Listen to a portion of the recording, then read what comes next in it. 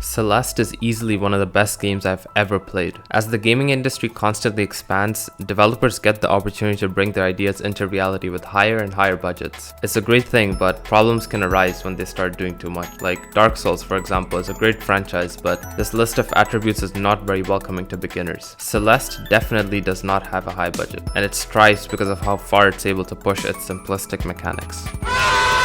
Your character, Madeline, starts off with just 3 moves: the jump, the wall climb, and the dash. This doesn't change for the rest of the game, yet no level feels stale because of how efficiently new mechanics are introduced. For example, this traffic light block introduces how you can use momentum to clear large gaps, and later in the game, this platform does the same thing but instead is activated by Madeline's dash. Because the game already introduced this concept earlier, it's easy for the player to pick up and allows the developers to create more challenging levels. This game is very fair, but it's also very hard.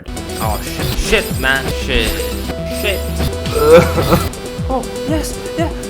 No. It's hard in the best way possible though, because it isn't very punishing. There's about 2.5 seconds between the time you die and the time you can start playing again. And if you die, you always respawn in the same room. It's not like Elden Ring where you can spend 2 minutes getting to a boss fight just to die in 15 seconds.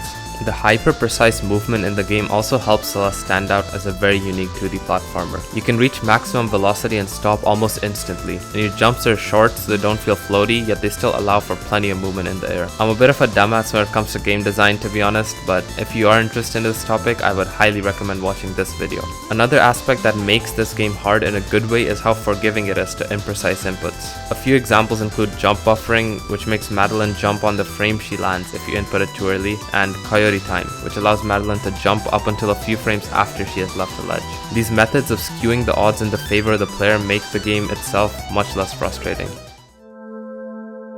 The fuck, man? Celeste's storyline revolves around Madeline's battle against depression and anxiety, which is physically represented by her alter ego. Oh, nigga don't hate me because I'm beautiful. Other than that, there's only 3 other characters in the game, and they all work together to create a surprisingly playful and engaging dynamic. The soundtrack is also some of the most fire stuff I've ever heard, and the sound design in the game was amazing too.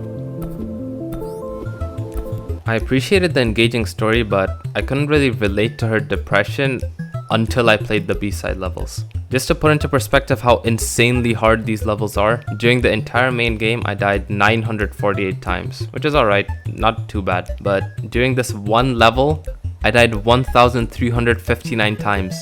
One fucking level took me longer to beat than the entire main game. Honestly though, every successfully completed room in these levels felt so satisfying, and that feeling when you get to the last room at a B-side level is something I genuinely can't put into words. They also open up the bonus stage, which was amazing, so I would highly recommend trying them out.